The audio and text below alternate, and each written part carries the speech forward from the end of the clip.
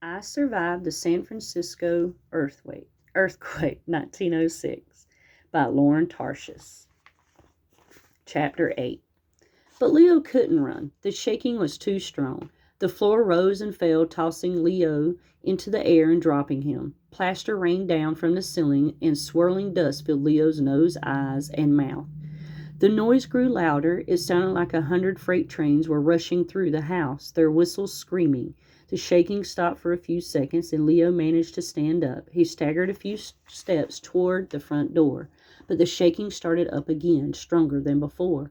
Fletch rushed past him. Leo saw him dive through the front doorway. The rumbling became stronger still. Leo fell again. Now the entire building seemed to be rising and falling, twisting and turning. Smack! Something hit him in the back hard, and then another thud hit him in the shoulder. Bricks, they were falling from the ceiling. That huge chimney was collapsing. Leo had to get out, but he couldn't even stand. He curled himself into a ball, sure he was about to be buried alive. Suddenly he felt hands gripping his arms. Someone was pulling him forward. Moors. They rushed together and leapt toward the door. They landed hard on the sidewalk, and then, crack! Boom! Bricks poured down, hundreds of them, spilling out the door. Had they been just a few steps slower, they both would have been buried.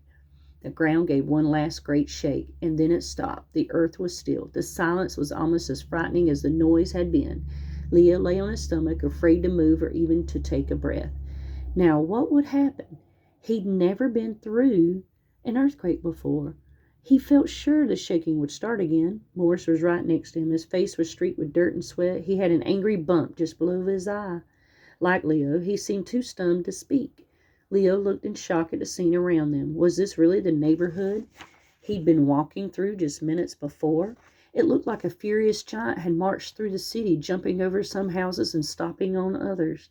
Bricks, stones, and glass covered the sidewalks and spilled into the street. Some of the rickety houses had collapsed. Others looked like a sneeze would send them crashing down. People stood on the sidewalks, terrified. Families huddled together. Babies broke the silence with screams. Some people were stretched across the sidewalks, not moving.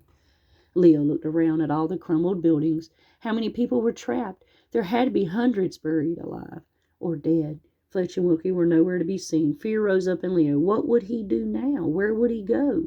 It had been hard enough for him to get by on his own before. How would he survive in this ruined city? His mind swirled with worry. He imagined himself wandering the ruined streets, scrounging for food like a rat. Not even Grandpa had faced anything like this. Morris turned to him with a thoughtful expression. No wonder the dogs were howling, he said. What? Leo said. The dogs. Did you hear them howling last night? Animals can sense earthquakes before they happen.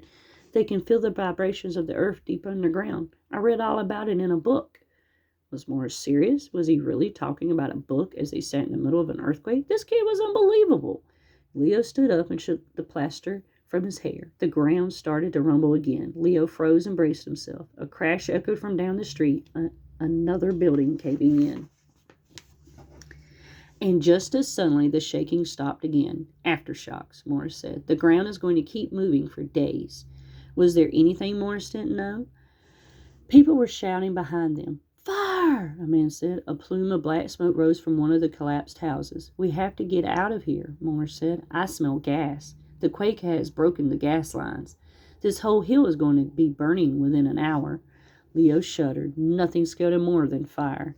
He thought of the fire that Grandpa had lived through in the Sierra Mountains. That was the closest Grandpa came to dying on his journey west. The story scared Leo so much that Papa had only told it a few times. Where should we go? Leo said. I'm not sure, Morris said. We need to get away from here. We should head west toward Golden Gate Park. What about your uncle? Leo said. A shadow seemed to pass through Morris's eyes. He left the city days ago, the young kid said. Something about a poker game. You don't know where he went? Morris shook his head. No wonder he was always waiting for Leo to come home. He was all by himself. Some uncle, Leo said. That's all right, Morris said matter-of-factly. I have you. The swirling in Leo's mind suddenly stopped. Morris looked right into Leo's eyes, and Leo looked right back. As usual, Morris was right. He did have Leo, and Leo had Morris. Morris, the most annoying kid in the world. Morris, who had come looking for him in the dark. Morris, who had probably saved Leo's life by helping him escape from the saloon. Maybe Morris wasn't very big. Maybe he didn't know when to shut up. But he was smart and tough, and he was the truest friend Leo had ever had. That's right, Leo said. Morris nodded like they'd struck a deal. Let's go, he said. But as they were walking by the saloon, something in the rubble caught Leo's eye. At first, he thought it might be a rat crawling out from under the bricks. But no, it was a hand. Thanks for listening. If you like what you heard, please click like and subscribe. Stay tuned for Chapter 9.